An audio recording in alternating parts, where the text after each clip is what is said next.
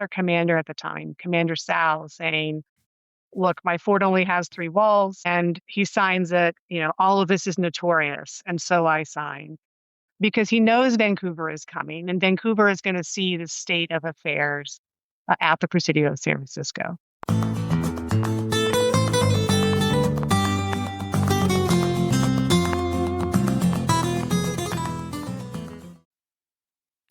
As you know, this year we're commemorating the 250th anniversary of the founding of the United States of America. But for us in California, 2026 also represents the 250th anniversary of the founding of the Presidio of San Francisco and the arrival of the Anza Party of some 200 colonists who came from Sonora in what at the time was New Spain, today is southern Arizona, on foot to what is today Northern California. They founded the Presidio of San Francisco, which still exists to this day. And this first interview, I'm talking with Rob Thomson and Kari Jones. Rob is the Federal Preservation Officer for the Presidio of San Francisco, the Presidio Trust. And Kari is the Chief Archaeologist. And we're going to get a background on those early days of the Presidio and its significance, as well as what the Presidio is today and what it offers to people who want to visit it.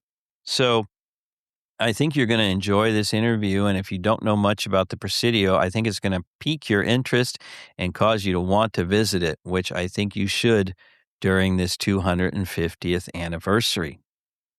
After that, I'll have another interview with an author who's written a fascinating book about the Presidio. But for right now, let's listen to my conversation with Rob and Kari. Rob and Kari, I've been looking forward to this conversation for a while and hearing what you have to tell us about the Presidio of San Francisco. So maybe we can start by you guys telling us a little bit about who you are and your background. Thank you very much. It's a pleasure to be with you. We're really excited to participate in the podcast. I'll go first. My name is Rob Thomson. I'm the Federal Preservation Officer for the Presidio Trust. I've worked here for just under 20 years, and my background is in historical archaeology. I studied on the East Coast, mainly with colonial Virginia archaeology, and then have a degree in historic preservation planning, which I have been able to apply here for my work at the Presidio Trust. Karen? And hi, I'm Kari Jones. I'm an archaeologist for the Presidio Trust. And I'm originally trained as a pre-contact archaeologist. I spent a lot of time working on hunter-gatherer archaeology in many other parts of the country, the U.S. And I actually came to the Presidio about 17 years ago now for some finds in a building, very surprising. And then for the past 17 years, I've been learning how to be a historical archaeologist here at the Presidio. Well, that's great. So you both have a lot of experience, both career-wise and at the Presidio. So maybe we can just talk about what is the Presidio of San Francisco, and you two can decide who wants to answer. But, what is it? And then maybe we'll go into what was it. Okay, I'll start with the what is it question. So the Presidio of San Francisco is now a national park site. It is managed by primarily a federal agency called the Presidio Trust that Kari and I work for. We're federal employees. The trust was created in 1997 in order to manage the Presidio under a unique model whereby we lease the historic buildings here in order to generate revenue that supports the park. So for our first 15 years, we received federal appropriations that got us started, but now we operate fully under a financially self-sufficient model, which keeps the National Historic Landmark District, the National Park Site, operating open and free to the public.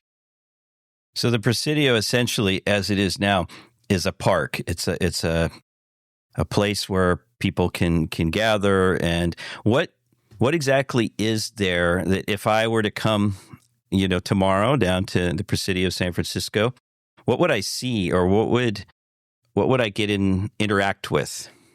Yeah. The park today maps to the same boundaries as the original military reservation. So it's about 1,500 acres here in San Francisco, surrounded by the city on two sides and by water on the other two sides. The Golden Gate Bridge lands at the northwest corner, and then within the boundaries of the park are dozens of miles of hiking trails. There's parade grounds that we have restored to create open public spaces, viewpoints. We have a museum. And in addition to all of that, we have a community here of residents. There's about 3,000 people that live here. In the former military housing, we have a community of 350 commercial tenants that lease historic buildings here for all kinds of different purposes, recreation. There's restaurants, hotels here, along with businesses.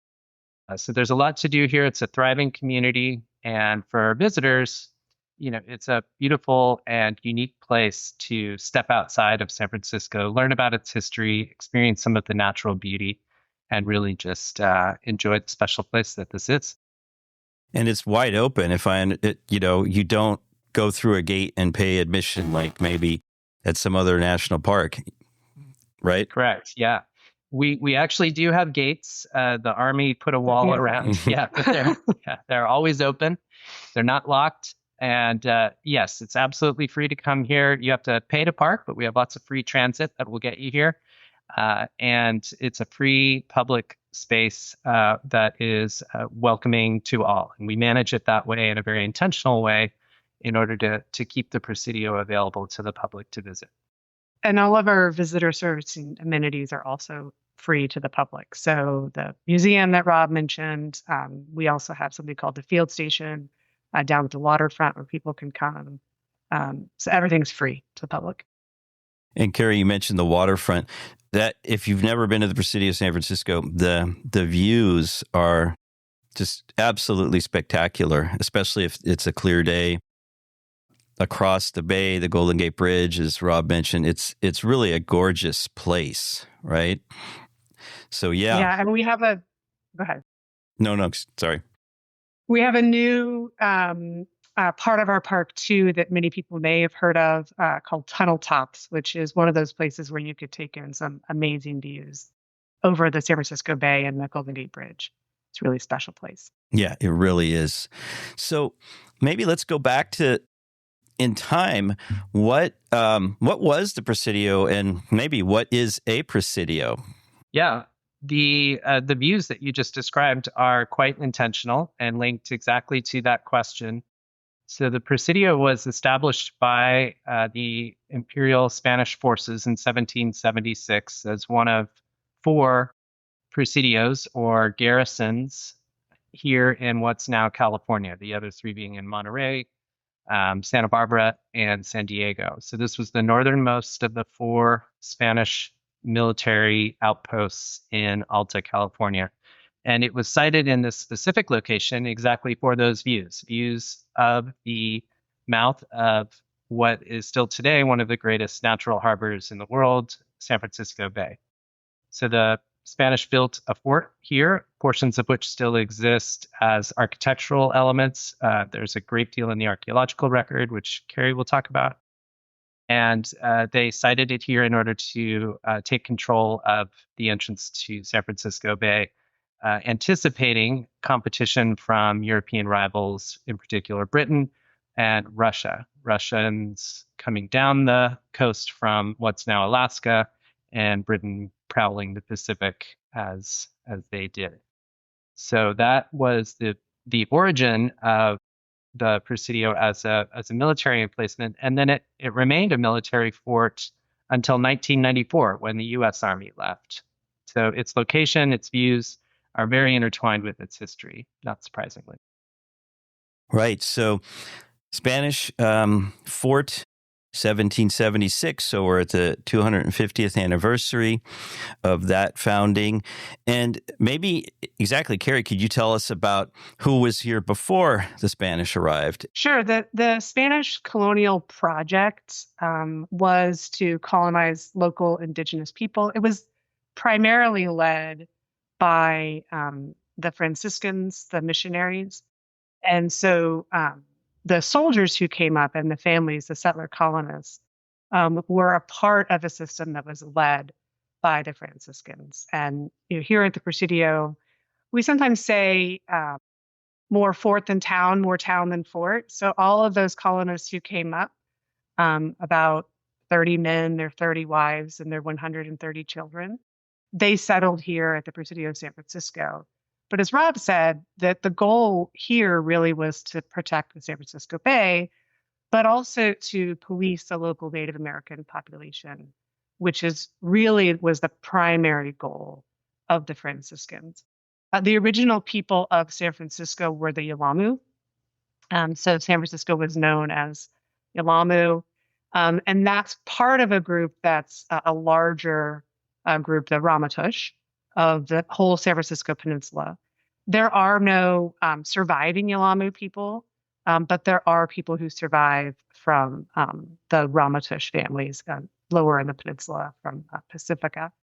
And the project of Spain here was not just to colonize the local people, so not just the Yelamu in San Francisco, but the impacts got larger and larger and larger. So the Presidio and Mission Dolores brought in people from further afield, so across the bay, in Chichenyo Ohlone territory, larger Ohlone groups, across the bay, Coast Miwok folks, Bay Miwok folks, Pomo, Wapo, Papuan as you go up California. So the colonial reach was actually quite far, but the original people here were called the Yelamu. And their descendants, well, I don't know about the Yelamu specifically, but right, the descendants of the native inhabitants of the areas that drew people into the mission are still around. They're still present in the Bay Area, and I think it's important that we remember that, right? That's exactly right. And we work with descendants of both the people of the San Francisco Peninsula and sort of more broadly as a colonial institution. So 1776, at that point, if I remember correctly, there was a mission in Monterey, Carmel, right? But really, I don't want to make a mistake here, but really, this was probably at that point the furthest north mission, and of course Presidio, right? And then later, there were others that were founded. That's right. We sometimes say we're the end of empire, right? Because we're as far north as Spain ever got officially in California. And then some of the northernmost outposts were actually Mexican missions and assistancies that had been established during Spain. So yeah, we're sort of as far north as we get. And then eventually, of course, many more missions and Spanish colonial outposts come online. We protected 6 missions. So our presidial district included 6 missions and 2 civilian settlements, the Pueblo in San Jose and Villa Branciforte in Santa Cruz. It's a rather large area of protection. What was, let's say for those first few years, maybe, what was life like at the Presidio? What would somebody, you mentioned that it was both a town and a fort. So what were people doing? Say you have the soldiers, they're leading their lives, and the other people, wives, children, indigenous people, etc. What was life like maybe on a typical day or week at the Presidio of San Francisco in the 1770s or 1780s? Hard, I think. It was difficult. So As Rob mentioned, the Presidio is cited really for its view of the Golden Gate Strait.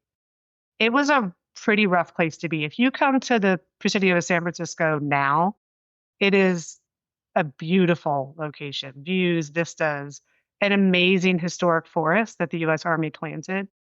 But when the Spanish colonists arrived, none of that was here. This was really just windswept sand dunes. So they located themselves as best as they could between two creeks and got on a promontory, and it was a little less windy.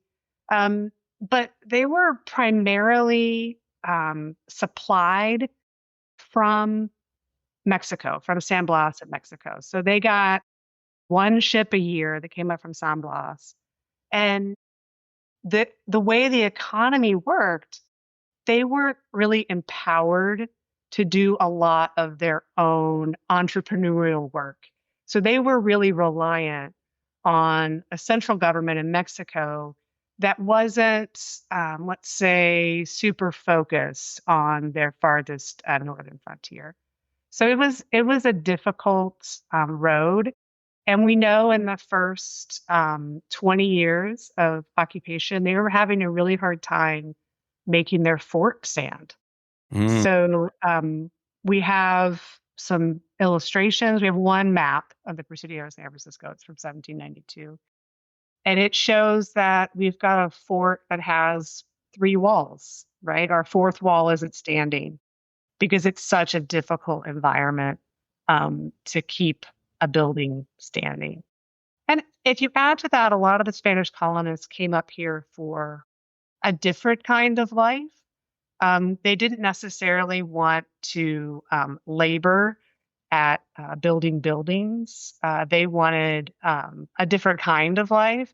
And so it was really difficult to sort of motivate the troops to keep the Presidio standing. So it was a very rough, difficult start. And archaeologically, we focus mostly on a Presidio from 1815 and later, which is about the time they really got it together and were able to build a fort. But that's a long time at the very beginning to have structures that are melting. Literally, the buildings melt in San Francisco and falling apart. So yeah, hard. What happened in 1815 that sort of changed the situation?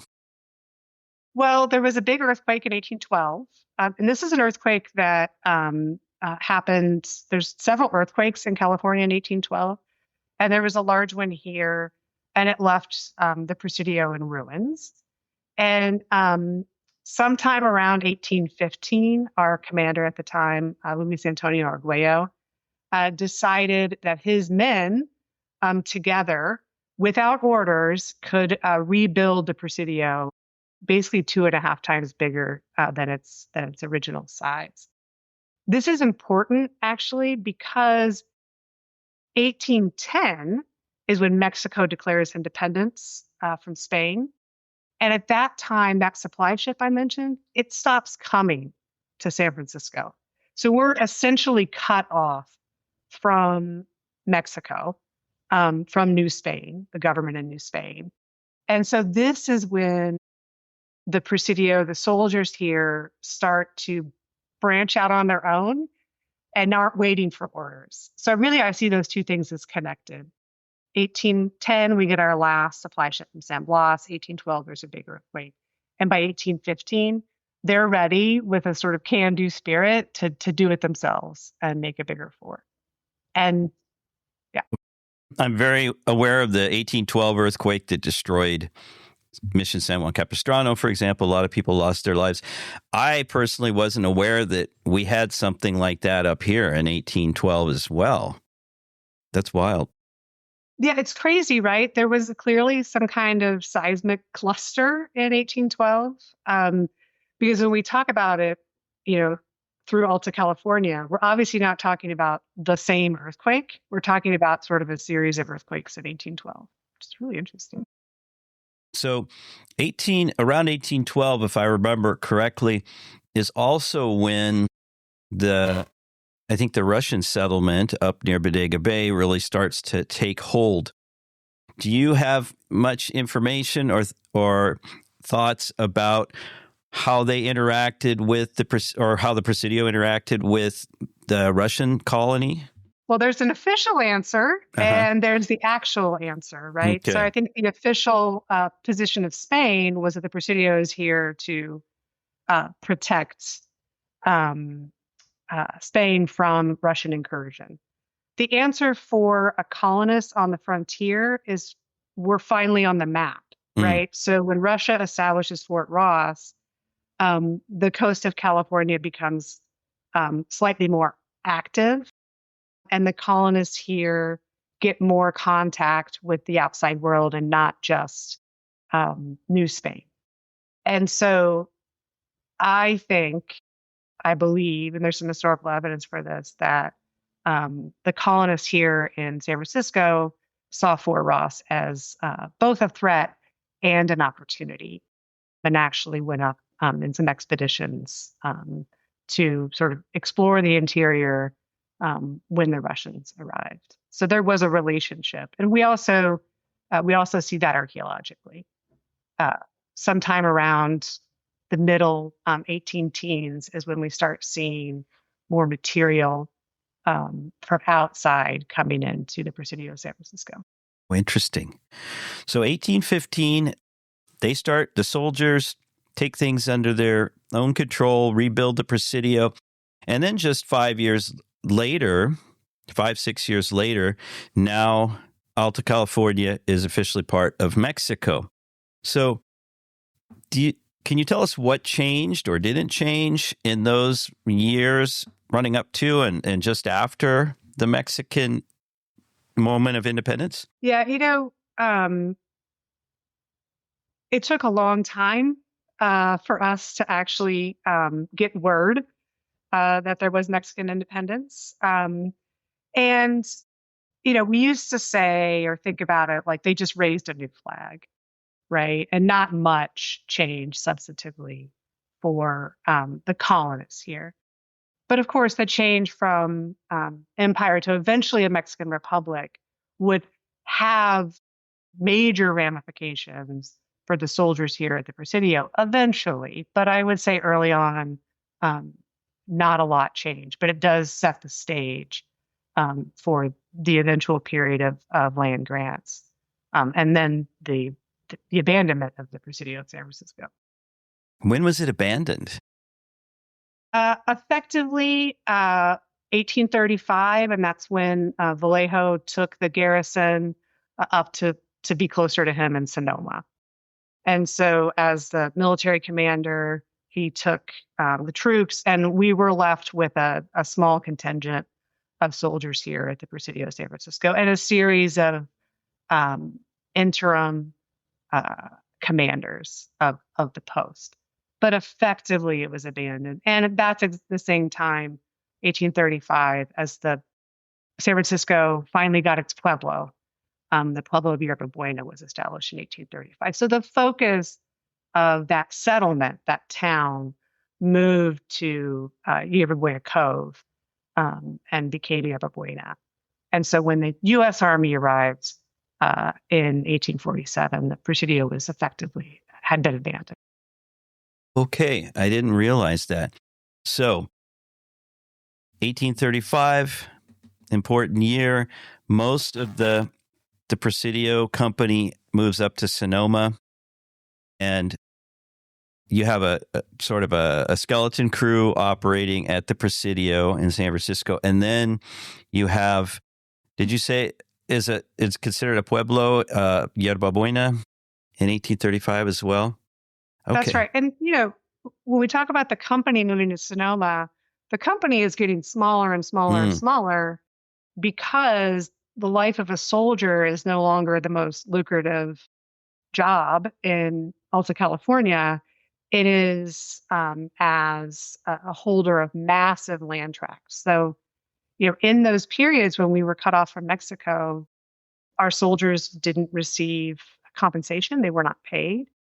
And so a lot of the compensation they received from the Mexican Republic as back pay was these massive land grants all over the San Francisco Bay Area. So I did an exercise years ago where I tried to map sort of some of our settlers at El Polín, which is a satellite site from El Presidio, and their land grants. Just from this little tiny place, they basically colonize and get land that the Padres had been holding in reserve for the California Indians, for the Indigenous people. As soon as 1835 is also an important year because that's when the missions are secularized. And so the civilian population, sort of wrests back that promise and starts, inhabiting larger and larger tracts of land all over California. Right.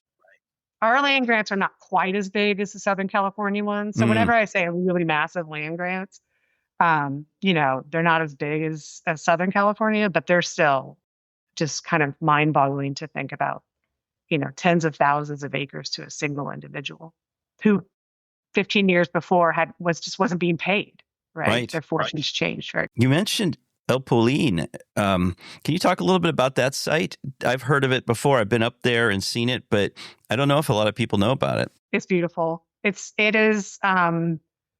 was my first project. The Presidio of San Francisco was doing the archaeology of El Polín.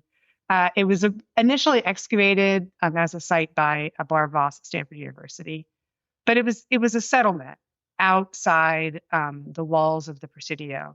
And for the longest time, the way that we thought about it was as sort of a civilian settlement of a man named Marcus Briones, who came up from Branciforte, the Via de Branciforte, with his young children, along with his daughter Juana Briones, who is very famous in the Bay Area as being an entrepreneurial woman and one of the founders of the city of San Francisco at Pueblo of Yerba Buena.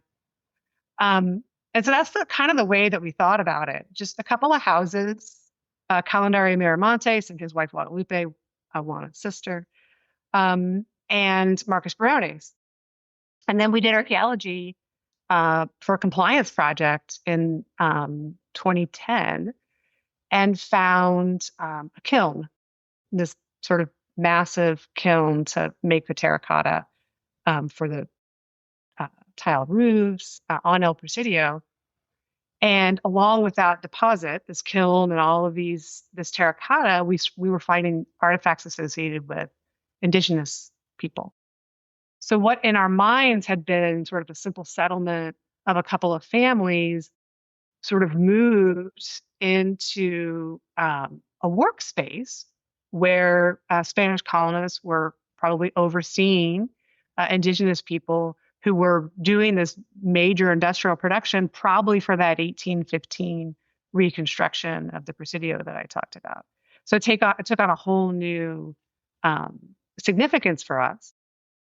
So the archaeology and the history of the place is sort of fascinating. And it's also just a beautiful place. It's called El Polín Spring because there actually is a perennial spring there.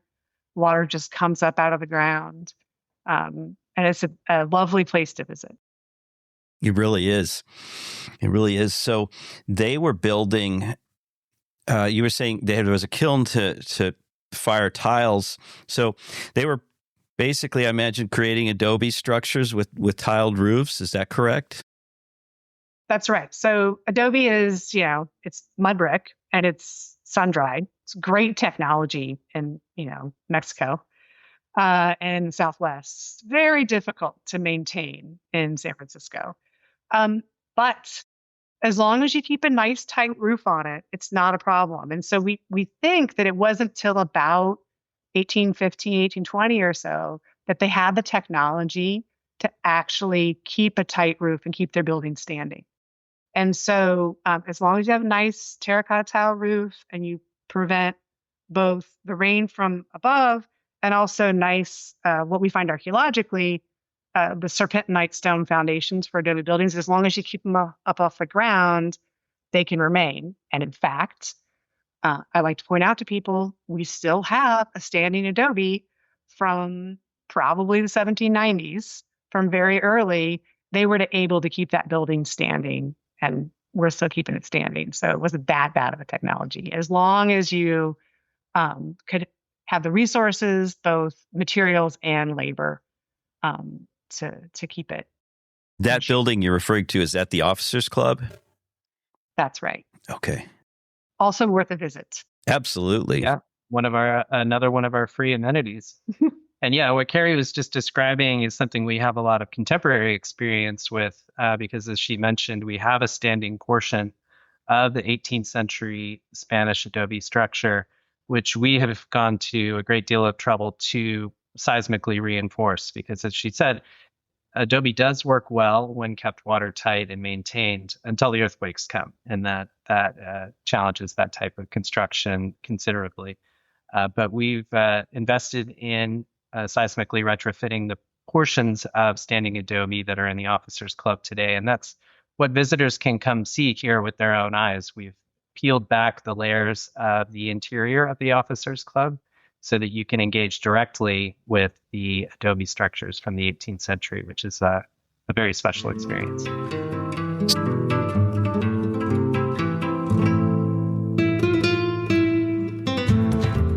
I hope you enjoyed this episode of the California Frontier Show. If you'd like to support the show, the best thing to do is to let other people know about it. If you'd like to support it monetarily, there are a couple ways of doing that. One is by scrolling down in your podcast app to where it says support the show. There you can become a subscriber for as little as $3 a month. And if you want to give a one-time donation, just below you'll see where it says give a one-time donation. Finally, the show is supported by California History Teachers, which is a full year of lessons for 4th grade California history and social studies. You can find out more at www.californiahistoryteachers.com. And if you input the coupon code podcast, you'll receive 25% off your monthly or annual subscription. So check it out.